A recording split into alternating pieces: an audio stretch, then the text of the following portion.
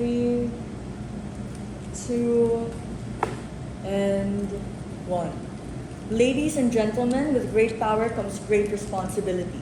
We tell you from our very first speaker that the fact that we give these individuals the freedom with their working habits, we reveal the individuals that work hard and those that slack off. In its essence, we prioritize a meritocratic system that shows these employees that hard work truly pays off.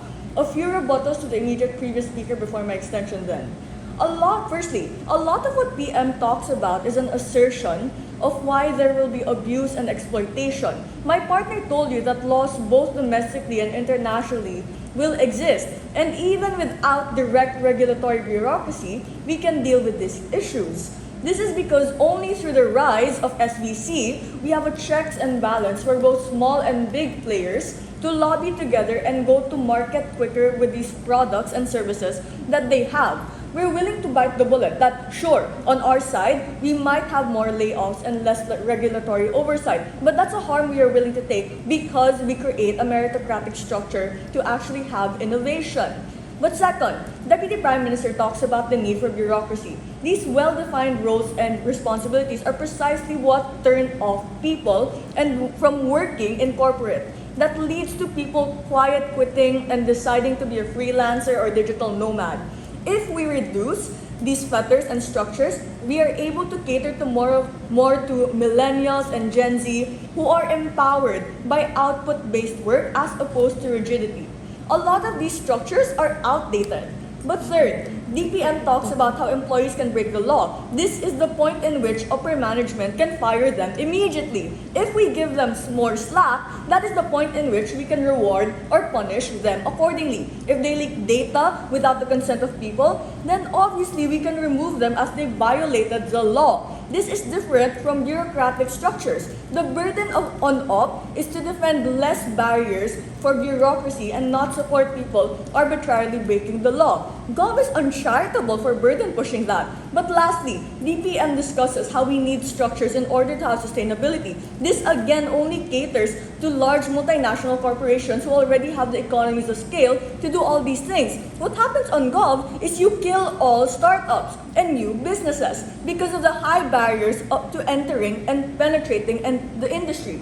This flips the Prime Minister impact on the heart of innovation and competition. It's exactly on Gov world that innovation is so slow and at the mercy of the benevolent regulators. My partner already said how these regulators can be biased and swayed by rich elites who often have a stake in these big corporations. My extensions are twofold then, focusing on two key players in the round. Firstly, how Silicon Valley culture creates a meritocratic incentive structure built on rewards. Now, we come to understand that the nature of SVC is to maximize the individual employee's freedom and working habits, which is something that differentiates itself to a typical 9-to-5 that expects you to do things the way they do it at the expense of your creativity.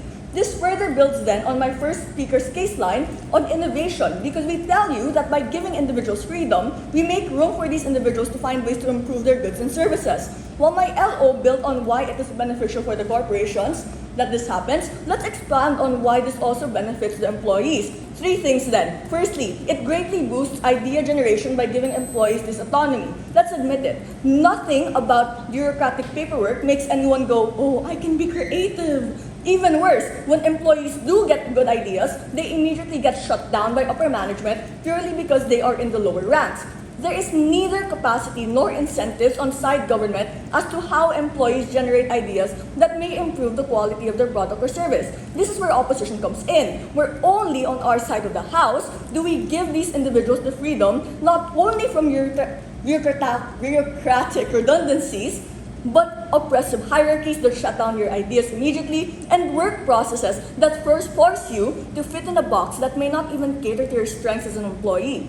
This is important because not only do we get the capacity to be creative and improve products, but we also get the incentive structure for idea generation to be discussed and put on the table. Now, what is this incentive structure? Well, it is none other than the meritocratic system that SVC puts forth, rewarding those who work hard and those who think outside the box.